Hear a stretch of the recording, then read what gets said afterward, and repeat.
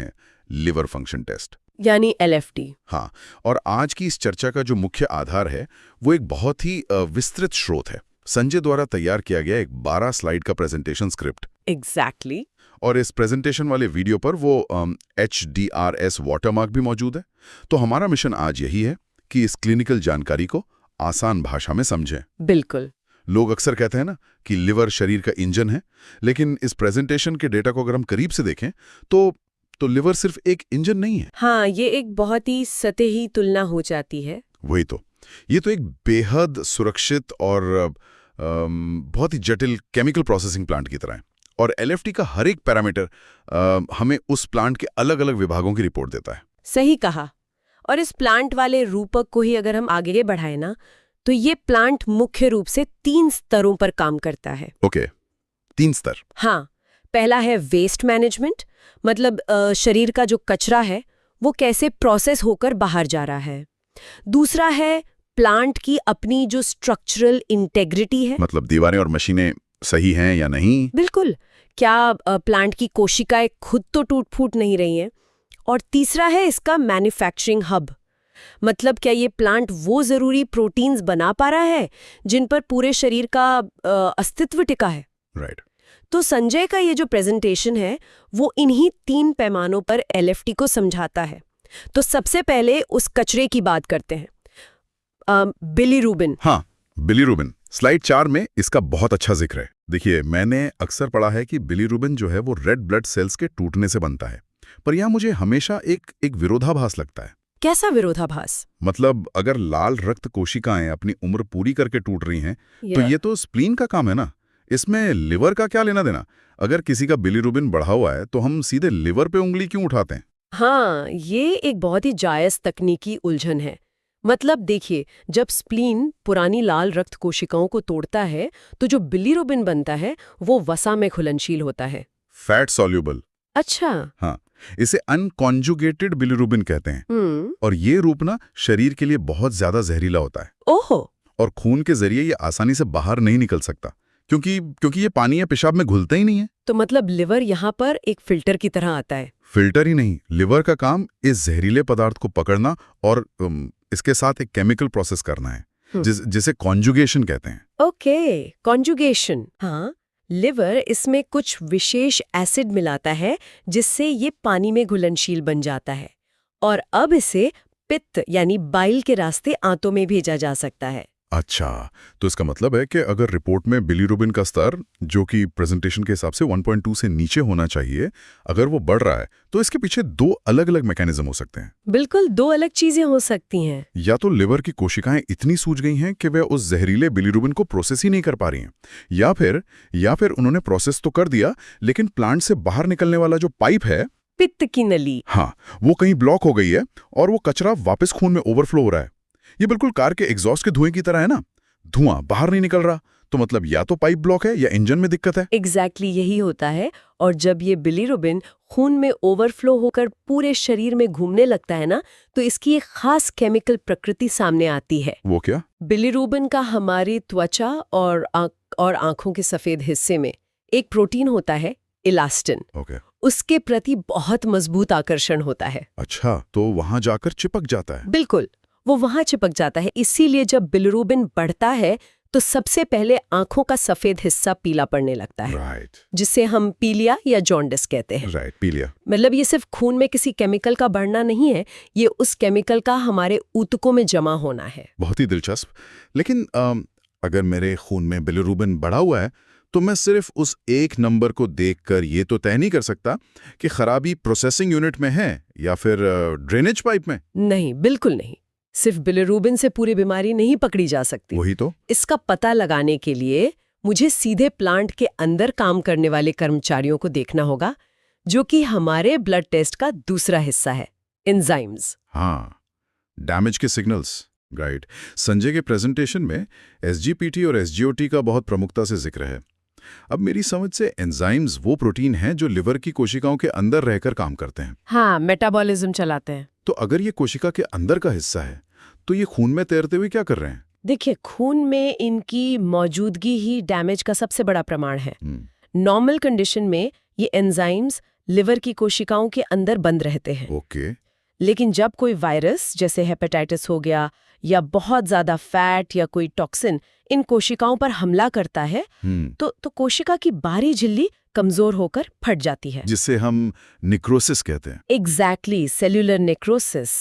जब वो दीवार टूटती है ना, हाँ। तो अंदर का सारा केमिकल खून में बह जाता है। ओह, तो ये एसजीपीटी जो है, जिसे एएलटी भी कहते हैं, हाँ। वो खून में आ जाता है? हाँ, एसजीपीटी मुख्य रूप से सिर्फ लिवर की कोशिकाओं के लिक्विड हिस्से में तैरता रहता है। तो खून में इसका बढ़ना सीधे तौर पर लिवर की बाहरी दीवारों के टूटने का सिग्नल है। ये तो एसजीपीटी की बात हुई जो सीधे लिवर से जुड़ा है, लेकिन एसजीओटी की कहानी थोड़ी उलझी हुई लगती है मुझे। हाँ, एसजीओटी थोड़ा अलग है। क्योंकि प्रेजेंटेशन के डेटा के हिसाब से एसजीओटी लिवर के अलावा दिल और शरीर की मांसपेशियों में भी होता है। तो अगर कोई एथलीट बहुत भारी वर्कआउट करे और उसकी मांसपेशियां टूटें, तो उसका एसजीओटी भी बढ़ावा आ सकता है। बिल्कुल आ सकता है। तो फिर डॉक्टर लिवर की बीमारी पकड़ने के लिए एसजीओटी पर भरोसा कैसे कर सकते हैं? ये तो कंफ्यूजन पैदा करेगा ना। देखिए, अकेले एसजीओटी पर कोई भरोसा नहीं करता। सारा जो खेल है वो इन दोनों एंजाइम्स के अनुपात का है, जिसे डीरेटिस रेशियो कहते हैं। ओके, रेशियो देखा जाता है। हाँ, और संजय के प्रेजेंटेशन में एक बहुत ही खास बात है। अगर एसजीओटी का स्तर एसजीपीटी से दुगना या उससे ज्यादा हो जाए, दुगना? हाँ, तो ये लगभग पक्का संकेत है कि नुकसान शराब की वजह से हो रहा है। इसके पीछे एक बहुत ही सूक्ष्म बायोलॉजिकल कारण है। मैं यही सोचने वाला था। मतलब यहाँ एक बात बहुत ही रोचक है कि कैसे ये दो टेस्ट मिलकर एक शराब का डिटेक्टर बन जाते हैं। लेकिन शराब दोनों एंजाइम्स को एक बराबर क्यों नहीं बढ़ाते? ये भेदभाव क्यों? इसका जवाब सेल के स्ट्रक्चर में है। जैसा कि हमने देखा, एसजीपीटी कोशिका के बाहरी लिक्विड में होता है, राइट। लेकिन एसजीओटी का एक बहुत बड़ा हिस्सा कोशिका के अंदर मौजूद पावर हाउस यानी माइटोकॉन्ड्रिया के अंदर गहराई में सुरक्षित होता है। ओहो। और शराब से बनने वाले जो टॉक्सिन्स हैं ना, वो विशेष रूप से माइटोकॉन्ड्रिया को ही निशाना बनाते हैं और उसे नष्ट करते हैं। तो जब शराब के कारण कोशिका मरती है, तो न सिर्फ बाहरी झिल्ली टूटती है बल्कि अंदर का माइटोकॉन्ड्रिया भी फट जाता है। बिल्कुल, जिससे भारी मात्रा में एसजीओटी एक साथ खून में रिलीज हो जाता है। इसीलिए ये अनुपात 2:1 के पार चला जाता है। ये तो एक बहुत ही शानदार क्रॉस चेक है। मतलब खून की एक बूंद असल में ये बता रही है कि डैमेज कोशिका की सतह पर है या उसके सबसे गहरे हिस्से में। हाँ, बिल्कुल। लेकिन मान लीजिए दीवारें सुरक्षित हैं, एसजीपीटी और एसजीओटी नॉर्मल हैं, फिर भी इंसान बीमार है। तब हम प्लांट के ड्रेनेज सिस्टम की तरफ देखते हैं, यानी पित्त की नलियां, बाइल डक्ट्स। राइट। और यहाँ एएलपी की एंट्री होती है। तो एएलपी का मैकेनिज्म क्या है? ये रुकावट के समय खून में कैसे आता है? एएलपी का मैकेनिज्म एसजीपीटी से बिल्कुल अलग है। ये कोशिका के फटने से बाहर नहीं आता। तो फिर एएलपी पित्त की नली बनाने वाली कोशिकाओं की झिल्ली से जुड़ा होता है। जब नली में कोई रुकावट आती है, मान लीजिए कोई पथरी फंस गई है, तो पित्त का दबाव पीछे की तरफ बढ़ने लगता है, बैक प्रेशर। हाँ, और पित्त में मौजूद जो सॉल्ट्स होते हैं ना, वो एक तरह के डिटर्जेंट का काम करते हैं। जब ये सॉल्ट्स नली की दीवारों पर जमा होते हैं, तो वे एएलपी को उसकी जगह से घोलकर खून में मिला देते हैं। अच्छा, तो वो घुलकर खून में आ जाता है? हाँ, और साथ ही रुकावट के कारण लिवर की कोशिकाएं अचानक और ज्यादा एएलपी भी बनाने लगती हैं। लेकिन यहाँ फिर से वही एसजीओटी वाली प्रॉब्लम आ जाती है। प्रेजेंटेशन स्पष्ट रूप से बताता है कि एएलपी सिर्फ लिवर तक सीमित नहीं है। बिल्कुल, ये हड्डियों में भी मौजूद होता है। जो ऑस्टियोब्लास्ट्स नई हड्डियां बनाते हैं, वे भारी मात्रा में एएलपी रिलीज करते हैं। हाँ, इसीलिए बच्चों में और गर्भवती महिलाओं में इसका थोड़ा बड़ा होना तो सामान्य बात है। तो अगर किसी की रिपोर्ट में एएलपी 200 के पार है, तो डॉक्टर कैसे तय करेगा कि नली ब्लॉक है या फिर हड्डियों की कोई छिपी हुई बीमारी है? इसके लिए हमें एक और टाई ब्रेकर की जरूरत पड़ती है, और वो है GGT, gamma glutamyl transferase. Okay, GGT. हाँ, जब एएलपी बढ़ा हुआ हो तो स्थिति को साफ करने के लिए जीजीटी का स्तर देखा जाता है। तो जीजीटी तस्वीर साफ करता है? एग्जैक्टली। अगर एएलपी बढ़ा है लेकिन जीजीटी नॉर्मल है, तो इसका सीधा मतलब है कि समस्या हड्डियों में है, लिवर में नहीं। अच्छा। लेकिन अगर एएलपी और जीजीटी दोनों लाल निशान से ऊपर हैं, तो शक की कोई गुंजाइश नहीं बचती। रुकावट 100% पित्त की नली में ही है। मैंने इस प्रेजेंटेशन में एक और बहुत ही दिलचस्प बात नोटिस की है। जीजीटी सिर्फ एक टाई ब्रेकर नहीं है। बिल्कुल नहीं। ये शराब और कुछ खास दवाओं के प्रति लिवर का सबसे सेंसिटिव अर्ली वार्निंग रडार है। एसजीपीटी के बढ़ने का मतलब है कि कोशिकाएं मर चुकी हैं, लेकिन शराब पीने वालों में कोशिका के मरने से पहले ही जीजीटी आसमान छूने लगता है। हाँ, सबसे पहले यही बढ़ता है। ऐसा क्यों होता है? क्या ये डैमेज का नहीं बल्कि स्ट्रेस का संकेत है? बिल्कुल। इससे आप एंजाइम इंडक्शन कह सकते हैं। शराब और कुछ टॉक्सिन्स सीधे तौर पर लिवर की कोशिकाओं को ये निर्देश देते हैं कि वो अपनी सामान्य क्षमता से ज्यादा जीजीटी बनाना शुरू कर दें। तो कोशिका मर नहीं रही है? नहीं, वो मर नहीं रही है, बल्कि वो टॉक्सिन से निपटने के लिए मेटाबॉलिक ओवरड्राइव में चली गई है। इसीलिए भारी शराब पीने वालों में लिवर के वास्तविक डैमेज से बहुत पहले सिर्फ जीजीटी का बढ़ा हुआ स्तर बता देता है कि लिवर पर भारी दबाव है। ओहो, तो अब तक हमने वेस्ट मैनेजमेंट समझ लिया, दीवारों की टूट-फूट यानी एसजीपीटी, एसजीओटी समझ लिया, और पाइपलाइंस की रुकावट भी। हाँ, एएलपी और जीजीटी। लेकिन इस प्लांट का सबसे अहम काम है मैन्युफैक्चरिंग। लिवर शरीर की फैक्ट्री है और ये एक खास प्रोटीन बनाता है, एल्ब्यूमिन। एल्ब्यूमिन, हाँ। अक्सर लोग एल्ब्यूमिन को बहुत हल्के में लेते हैं, लेकिन अगर इसके पीछे की फिजिक्स, खासतौर पर ऑन्कोटिक प्रेशर को समझा जाए तो ये किसी चमत्कार से कम नहीं है। बिल्कुल। ऑन्कोटिक प्रेशर वास्तव में एक बहुत ही सूक्ष्म भौतिक संतुलन है। हमारी नसों के अंदर जो खून बह रहा है ना, वो लगातार नसों की दीवारों पर बाहर की तरफ दबाव डालता है। Hydrostatic pressure. हाँ, ये दबाव पानी को नसों से बाहर धकेलने की कोशिश करता है। अगर शरीर में एल्बुमिन ना हो तो खून का सारा तरल हिस्सा नसों से रिस कर बाहर के ऊतकों में भर जाएगा। बाप रे।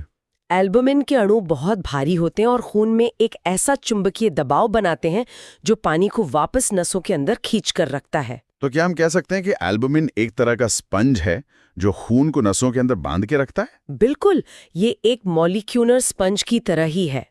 तो अगर किसी को सिरोसिस हो गया है, मतलब लिवर रूपी फैक्ट्री कमजोर हो गई है, पूरी तरह से ठप पड़ गई है, तो शरीर में नया एल्बुमिन बनना बंद हो जाएगा? हाँ, और खून के अंदर मौजूद वो स्पंज कम होने लगेगा। स्पंज कम हुआ तो पानी को रोक कर रखने की ताकत खत्म हो गई। खून का पानी नसों से रिसने लगेगा और पेट की खाली जगह में जमा होने लगेगा, जिसे हम एसाइट्स कहते हैं। या फिर गुरुत्वाकर्षण की वजह से पैरों में भर जाएगा, जिसे एडीमा कहते हैं। शरीर में सूजन आने लगती है। और यही वजह है कि एल्बुमिन को एक क्रोनिक मार्कर माना जाता है। मतलब एसजीपीटी तो अचानक आंतों के इन्फेक्शन से कुछ दिनों के लिए बढ़ सकता है, लेकिन एल्ब्यूमिन अचानक नहीं गिरता।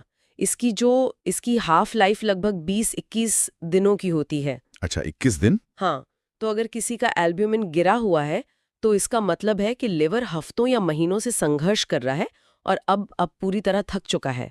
ये तो एक बहुत ही गंभीर स्थिति का सूचक है। तो इस सारे तकनीकी डेटा को समझने के बाद अगर हम रियल लाइफ पर आएं, लक्षणों पर। हाँ, प्रेजेंटेशन के 11वें स्लाइड पर जहां लक्षणों की बात की गई है, मतलब किसी इंसान को कैसे पता चलेगा कि उसे ये टेस्ट करवाना चाहिए? वहां चीजें बहुत स्पष्ट रूप से जुड़ने लगती हैं। पीलापन तो हमने समझ लिया कि बिलीरुबिन के इलास्टिन से चिपकने के कारण है, लेकिन पेशाब का रंग डार्क या सरसों के तेल जैसा क्यों हो जाता है? इसका सीधा संबंध उसी कंजुगेशन प्रक्रिया से है जिसकी हमने शुरुआत में बात की थी। कैसे? जब पित्त की नली ब्लॉक होती है ना, तो पानी में घुलनशील यानी कॉन्जुगेटेड बिलीरुबिन खून में वापस आ जाता है। चूंकि अब ये पानी में घुल सकता है, तो जब हमारी किडनियां खून को फिल्टर करती हैं, ओह, तो वो यूरिन में आ जाता है। बिल्कुल, ये बिलीरुबिन फिल्टर होके पेशाब के रास्ते बाहर निकलने लगता है। इसी वजह से पेशाब का रंग बहुत गहरा हो जाता है और ये एक ऐसा संकेत है जिसे मरीज बिना किसी ब्लड टेस्ट के खुद भी देख सकता है। एक और लक्षण जिसका स्लाइड 11 में जिक्र है वो है पेट के दाहिने हिस्से में दर्द। ये मुझे हमेशा हैरान करता है। हैरान क्यों? क्योंकि तकनीकी रूप से लिवर के पैरेन्काइमा में यानी उसके मुख्य ऊतकों में कोई दर्द महसूस करने वाले नर्व रिसेप्टर्स होते ही नहीं है, तो इंसान को लिवर में दर्द कैसे हो सकता है? बहुत अच्छा सवाल है। असल में दर्द लिवर के अंदर नहीं होता। तो कहाँ होता है? लिवर के चारों ओर एक बहुत ही पतली और सेंसिटिव झिल्ली होती है जिसे ग्लिसन्स कैप्सूल कहते हैं। इस झिल्ली में बहुत सी नसें होती हैं। ओके। तो जब किसी इन्फेक्शन जैसे हेपेटाइटिस या बहुत ज्यादा फैट के कारण लिवर सूजता है और उसका आकार बढ़ता है, तो वो अंदर से उस झिल्ली को खींचता है। अच्छा, तो उस खिंचाव की वजह से दर्द होता है? हाँ, उसी खिंचाव और दबाव की वजह से इंसान को पसलियों के ठीक नीचे एक लगातार भारीपन या मीठा मीठा दर्द महसूस होता है। तो अगर हम स्लाइड 10 की क्विक समरी को दोहराएं और संजय के इस प्रेजेंटेशन को समेटें बिल्कुल। तो शरीर के बाहर दिखने वाले लक्षण खून के अंदर चल रहे युद्ध का सीधा प्रसारण है। गहरे रंग का पेशाब और पीली आंखें, मतलब बिलीरुबिन बढ़ा है, ड्रेनेज फेल है, पीलिया हो गया है। सही कहा। और पेट में दर्द और बहुत ज्यादा थकान इशारा कर रही है कि लिवर में सूजन या चोट है।